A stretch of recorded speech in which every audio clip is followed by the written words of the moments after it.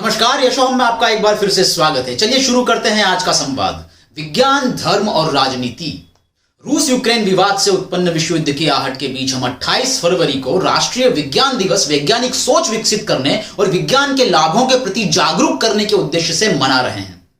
किंतु एक तरफ धार्मिक आस्था और वैज्ञानिक सोच के बीच आज टकराव चरम पर है, तो दूसरी तरफ यह भी विवाद चरम ऊंचाई पर है कि विज्ञान वरदान या अभिशाप। विज्ञान की शक्ति का राजनीति ने इस प्रकार दुरुपयोग किया है कि मानवता का धर्म संकट में पड़ गया है। कैसी स्थिति बन गई है कि एक तरफ बम गिराने वाले जहाज हवा में उड़ते दिखाई दे रहे हैं, तो दूसरी तरफ यात्रियों को लाने वाले जहाज के लिए एयर स्पेस बंद है। एक तरफ हजारों भारतीय छात्र छात्राओं का जीवन संकट में पड़ गया है, तो दूसरी तरफ तीसरे विश्व युद्ध की आशंका चारों तरफ घिर गई है। जड़ मतलब रूट, जड़ में मनुष्य का मन है। आज राजनीतिक मन सर्वाधिक प्रभावशाली हो गया है। वह धर्म को भी विवाद का विषय बना देता है और विज्ञान को भी। इस राजनीतिक मन को रहस्यदर्शी ओशो ने चित्रित करते हुए कहा कि एक बार परमात्मा विश्व युद्ध से घबराकर अमेरिका, रूस और ब्रिटेन के पास गया और एक वरदान मांगने को कहा। अमेरिका ने कहा कि हे भगवान, हम तो आस्तिक देश हैं, हमारी एक ही इच्छा है कि इस धरती पर नास्तिक देश रूस का नामो निशान ना हो। रूस ने कहा कि यद्यपि हम भगवान को नहीं मानते हैं, किंतु यदि धरती से अमेरिका का नामो निशान मिटा दें तो आपको हम स्वीकार कर लेंगे। बस यही एक वरदान हमें दे दो।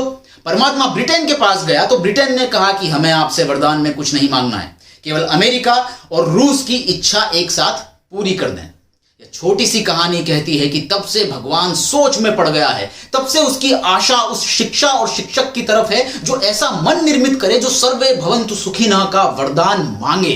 एक तरफ वैज्ञानिक मन अपनी त्याग, तपस्या और प्रतिभा से परमाणु शक्ति का रहस्य उद्घाटित करता है ताकि विश्व का कल्याण हो। दूसरी तरफ अमेरिका के राष्ट्रपति ट्रूमैन का राजनीतिक मन हिरोशिमा पर परमाणु बम गिरा करके मानवता का विनाश कर देता है।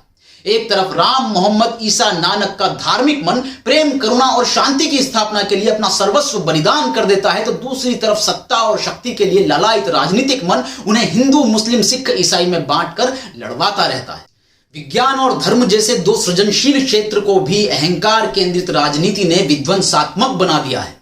अन्यथा विज्ञान ने तो पूरे विश्व को एक बना दिया था। सबके लिए एक सिद्धांत, एक पद्धति और हर आविष्कार से सबको लाभ। जिस प्रकार से विज्ञान सभी के लिए एक है, उसी प्रकार से धर्म भी सबके लिए एक होना चाहिए, क्योंकि सभी धर्म की मूल वैज्ञानिक पद्धति एक ही है, सिर्फ उसकी अभिव्यक्तियां अलग अलग हैं। जिस प्रकार विज्ञान पदार्थ के बारे में सारी जानकारी देकर हमें शक्ति देता है, उसी प्रकार धर्म परमात्मा के बारे में सारी अनुभूतियां देकर हमें शांति प्रदान करता है। शक्ति और शांति के अद्भुत सम्मिश्रण से पूरा जगत स्वर्ग बन जाता, किंतु आज शक्ति जिसके पास है उसका मन बहुत अशांत है, और शांति जिसके पास है वह किसी हिमालय की गुफाओं में आनंद मग्न है या कमजोर है।